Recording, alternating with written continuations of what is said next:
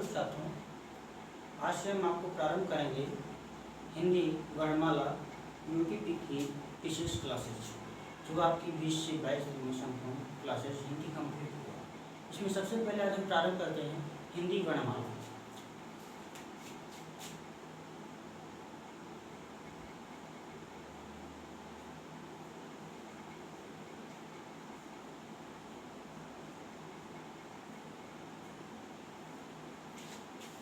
वर्णमाला को समझने के लिए सबसे पहले ये पता होना चाहिए कि वर्णमाला कि वर्ण क्या है या वर्णमाला क्या है।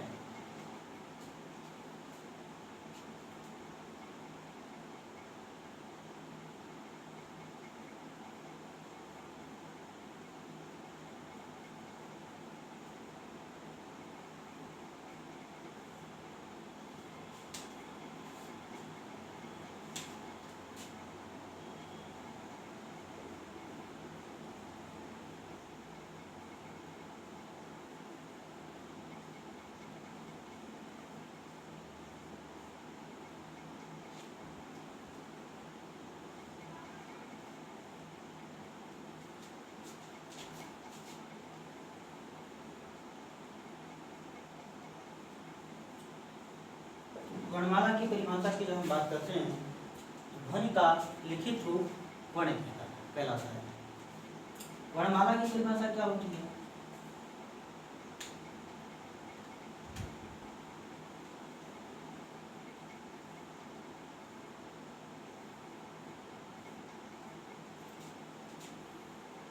पूर्व निर्धारित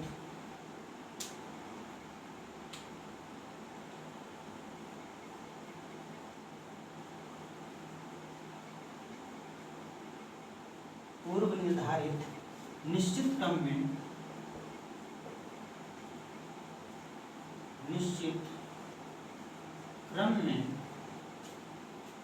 व्यवस्थित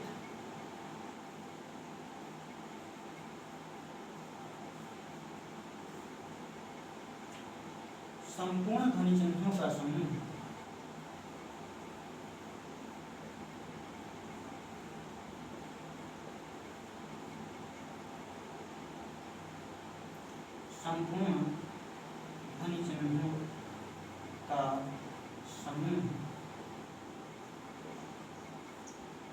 वर्णमाला कहलाता है।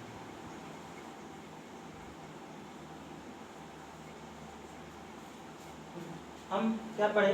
वर्ण की परिभाषा, ध्वनि का लिखित रूप क्या कहलाता है? वर्ण कहलाता है। फिर हम देखते हैं वर्णमाला क्या है। तो वर्णमाला क्या है? पूर्व निर्धारित निश्चित क्रम में व्यवस्थित संपूर्ण ध्वनि चिन्हों का समूह वर्णमाला कहलाता है। वर्ण की भेद में हम देखते हैं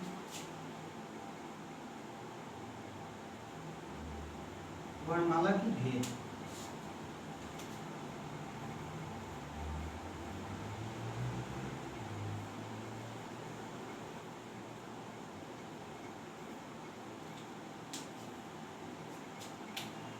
स्वर,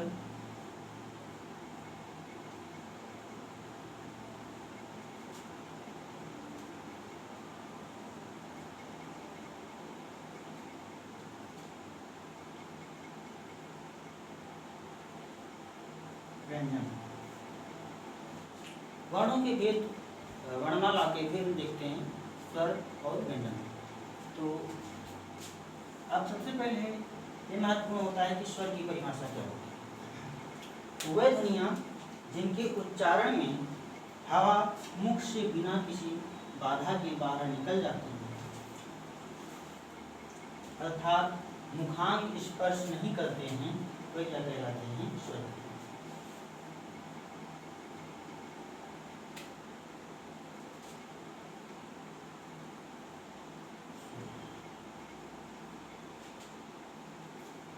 वह ध्वनियाँ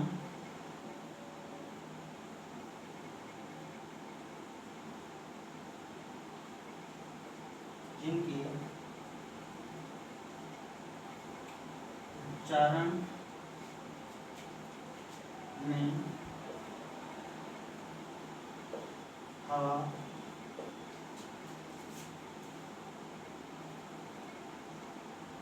मुख में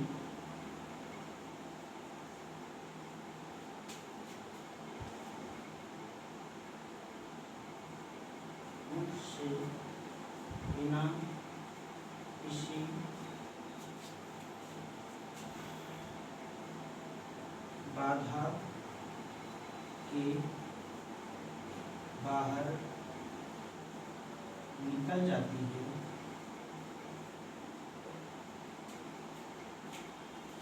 अर्थात मुखांग स्पर्श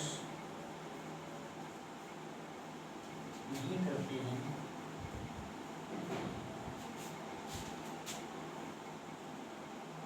स्वर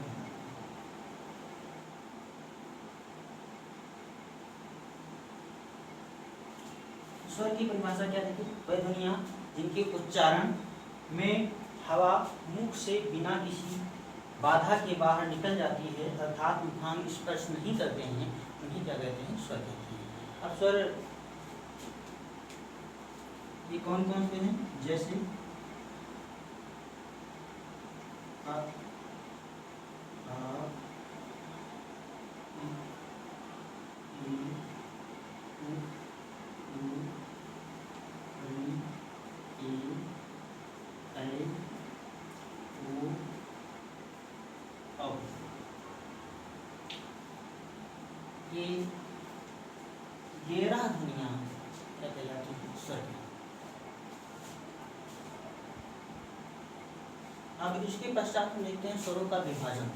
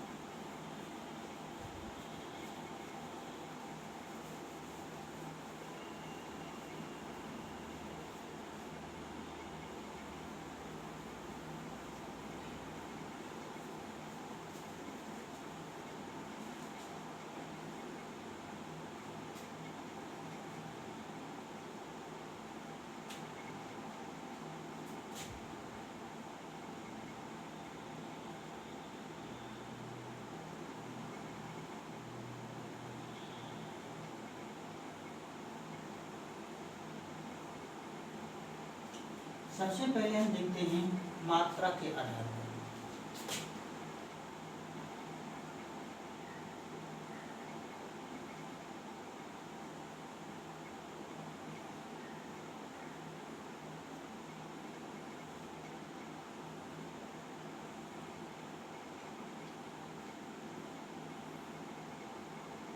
इसमें नंबर 1 आपका आता है ह्रस्व स्वर और नंबर 2 आता है दीर्घ स्वर।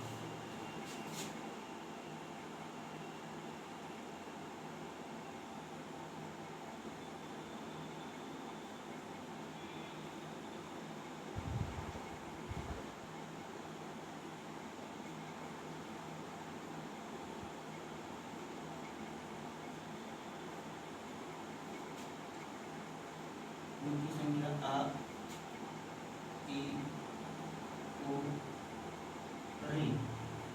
ये 4 स्वर आपके ह्रस्व स्वर या इनको मूल स्वर भी कहा जाता है। इनको क्या कहा जाता है, मूल स्वर भी कहा। दीर्घ स्वर की बात करते हैं, इसमें आपका आता है आ, ई, उ, ए, ऐ, ओ, औ। ये आपके क्या है, दीर्घ स्वर। और ए, ऐ, ओ, औ, इन 4 को संयुक्त स्वर में विभाजित किया जाता है। संयुक्त स्वर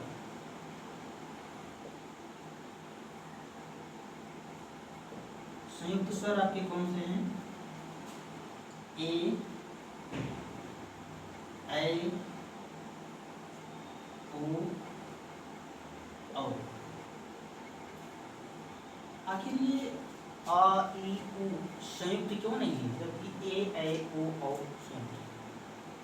तो आ आपका 2 समान स्वर से मिलकर बनता है, सिर्फ अ प्लस आ।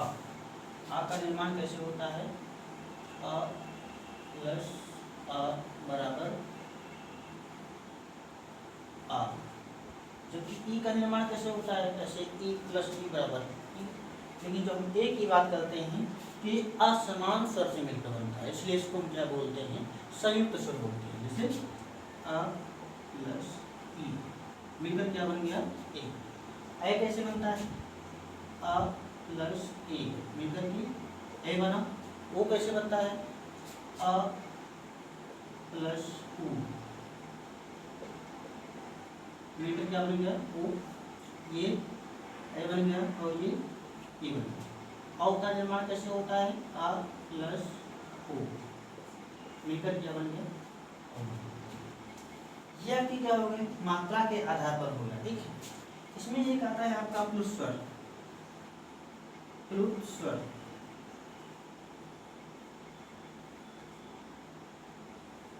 ये मात्रा को बढ़ाने के लिए उपयोग किया जाता है। जैसे हम बोलते हैं ओम, राम, ठीक है।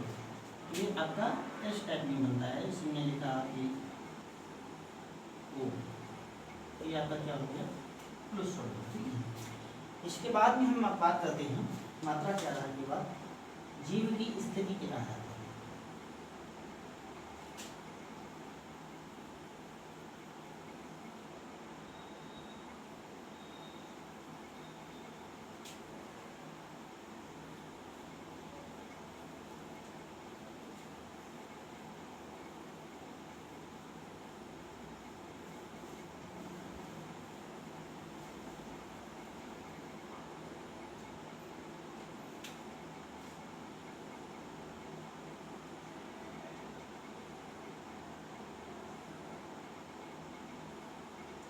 जीव की स्थिति के आधार पर स्वरों का विभाजन, ठीक है।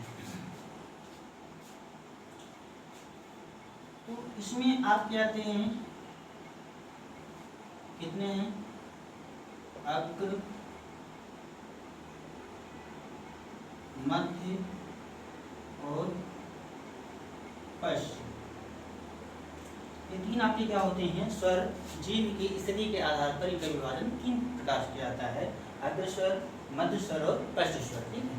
तो आपकी जीव इस प्रकार से सपोजिट होती है, ऐसे। इसको हम क्या मान लेते हैं, पश्च मान लेते हैं, और ये आपका हो जाएगा मध्य, और ये आपका हो जाएगा अग्र। मध्य में आपका केवल अ बोलते हैं तो आपका क्या आता है, जिसको मध्य भाग अ। लेकिन आपका पश्च में क्या आएगा, जितने भी थ्री टाइप्स, तीन के जैसे बनते हैं वे क्या होते हैं, पश्च में आते हैं। जैसे आ, उ, ओ, औ, ये आपके क्या हो गए, पश्च स्वर हो गए। अग्र आपके कौन कौन से होते हैं, ई, ए, ऐ, ये आपके क्या हो गए, अग्र स्वर हो गए। ये इंपॉर्टेंट है, यहाँ से क्वेश्चन पूछे जाते हैं, ठीक है। कि जीव की स्थिति के आधार पर निम्न में से अग्र स्वर है या नहीं है। से क्वेश्चन से बन सकता है, क्वेश्चन निम्न में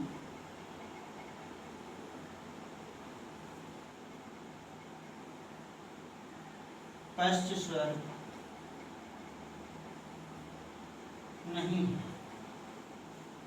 इसमें दे दिएगा ऑप्शन ए, आ, बी, अ, सी, ओ और डी, ओ।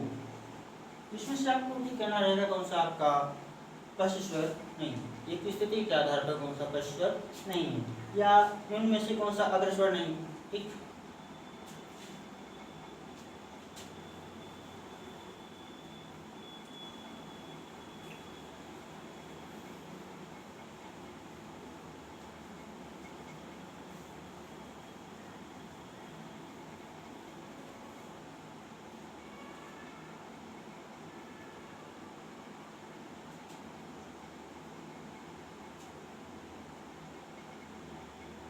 इसके पश्चात हम देखते हैं उच्चारण स्थान के आधार पर, उच्चारण स्थान के आधार पर स्वरों का विभाजन।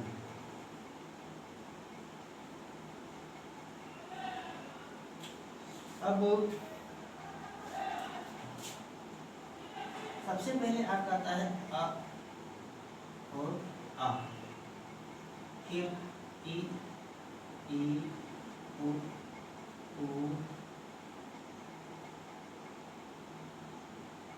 ए, ऐ, ओ, औ। आपके स्वर हो गए। इसमें से यदि आपका छूटा है तो री क्या होता है, मूर्धन्य होता है, ठीक है। अ और आ का उच्चारण स्थान क्या होता है, कंठ। जिससे आपका ये सफल दैट कि कोई पुरुष है, ठीक है। सबसे पहले क्या आता है, कंठ आता है। तो कंठ में वर्णमाला में सबसे पहले प्रारंभ कहाँ से होता है, आ से होता है। तो सबसे पहले क्या हो जाएगा आपका कंठ स्वर हो जाएगा। क्या हो जाएगा, कंठ स्वर। कंठ के बाद आपका क्या आता है, तालव्य आता है। ऐसे आपकी जीवा होगी तो कंठ के बाद क्या आएगा आपका, तालव्य आएगा। और इसमें क्या आता है, ई और ई आता है। तो ये क्या हो जाएगा, तालव्य स्वर। कंठ के बाद तालव्य, इसके बाद तालव्य के बाद क्या आता है, ओष्ठ आता है। तालव्य के बाद ओष्ठ, और क्या हो जाएगा, ओष्ठ हो जाएगा। ए का निर्माण जैसे अभी हमने पूर्व में बताया कि ए का निर्माण अ प्लस ई से होता है। तो अ आपका क्या है, कंठ है, और ई क्या है, तालव्य है। तो इसका निर्माण कैसे हो जाएगा, कंठ तालव्य, कंठ तालव्य। ऐ का निर्माण इसी कंठ तालव्य। ओ का निर्माण भी हमने क्या बताया कि आ प्लस ओ मिलकर क्या बनते हैं, ओ बनते हैं। तो आ का उच्चारण स्थान क्या है, कंठ है, और ऊ क्या है, ओष्ठ है। तो क्या हो जाएगा, कंठ ओष्ठ। क्या हो जाएगा, कंठ ओष्ठ। आपका ओ औ क्या होगा, कंठ ओष्ठ। ए ऐ क्या होगा, कंठ तालव्य होगा, ठीक है।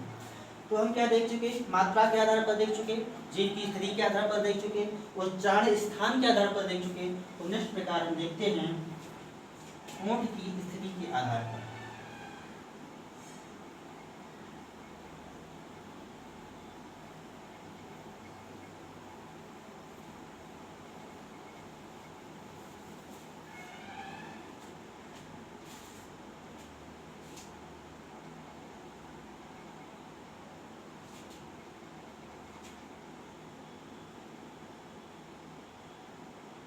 ओष्ठ की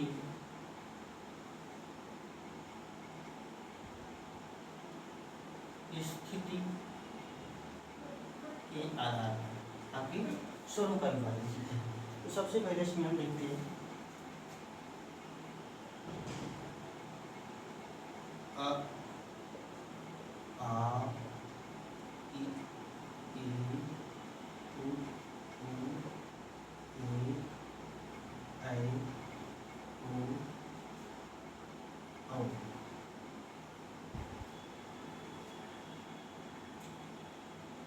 तो अब क्या हो जाएगा आपका, अब बोलते हैं तो उदासीन रहता है। ओठ का आकार क्या रहता है, उदासीन। लेकिन जब आप आ बोलते हैं तो आवृत्त मुखी हो जाता है। क्या हो जाता है, आवृत्त मुखी। ई बोलते हैं तो क्या हो जाता है, आवृत्त मुखी। ई बोलेंगे तो क्या हो जाएगा, आवृत्त मुखी। लेकिन जब उ बोलते हैं तो क्या हो जाता है, वृत्त मुखी। ओठ की स्थिति क्या रहती है, वृत्त मुखी। ऊ की भी क्या रहेगी, वृत्त मुखी रहेगी। और ए ऐ की क्या रहेगी, ए ऐ आवृत्त मुखी।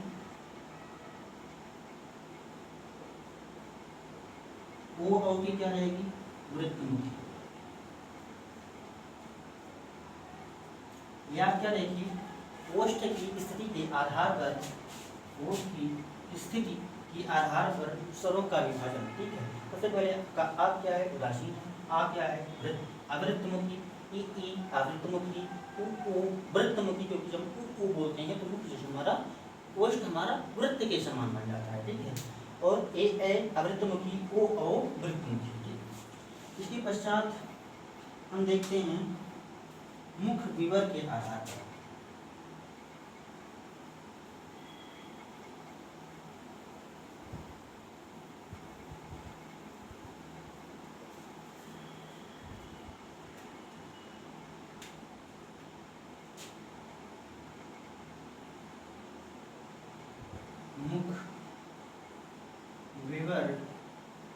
के आधार पर स्वरों का विभाजन। ठीक है, तो सबसे पहले स्वर ले लेते हैं आ ई उ ए ऐ ओ औ।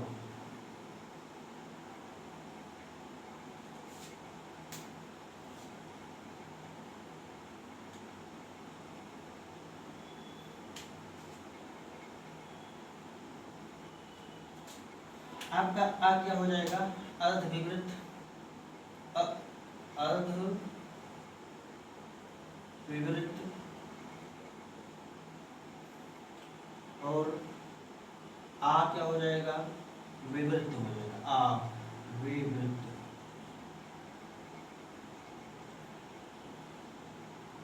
ई क्या हो जाएगा? अर्ध समृद्ध, ई अर्ध समृद्ध, ई क्या हो जाएगा? समृद्ध हो जाएगा। उ क्या हो जाएगा?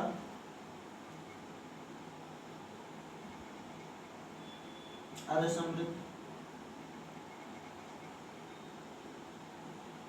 अर्ध समृद्ध, और उ क्या हो जाएगा? समृद्ध हो जाएगा। ऐसे ए क्या हो जाएगा? अर्ध विवृत हो जाएगा,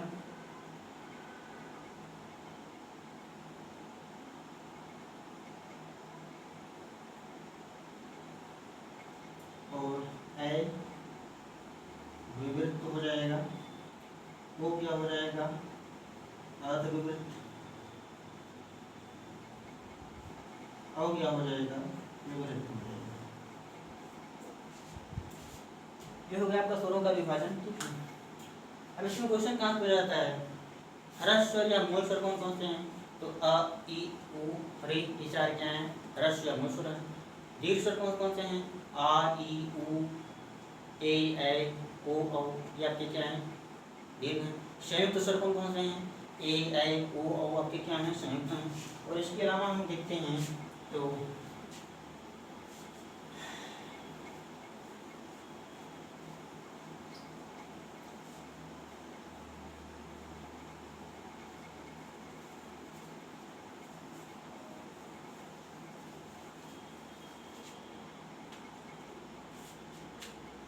आपका बचता है अयोगवाह।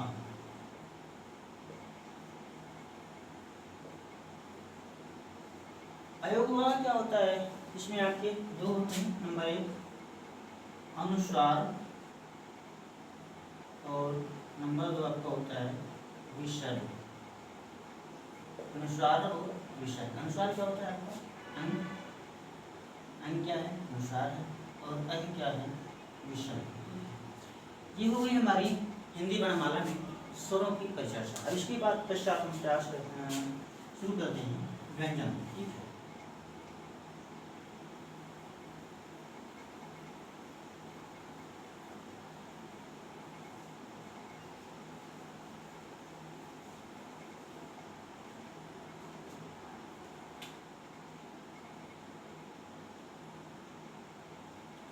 व्यंजन।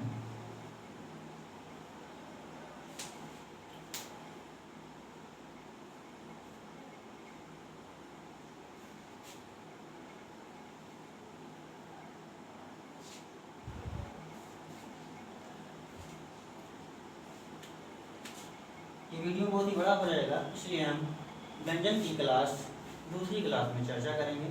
आज हम स्वर की चर्चा किए, कल आपकी व्यंजन की क्लास होगी। ठीक है मित्रों, धन्यवाद। सभी लोग मेरे वीडियो को लाइक शेयर सब्सक्राइब करना न भूलें।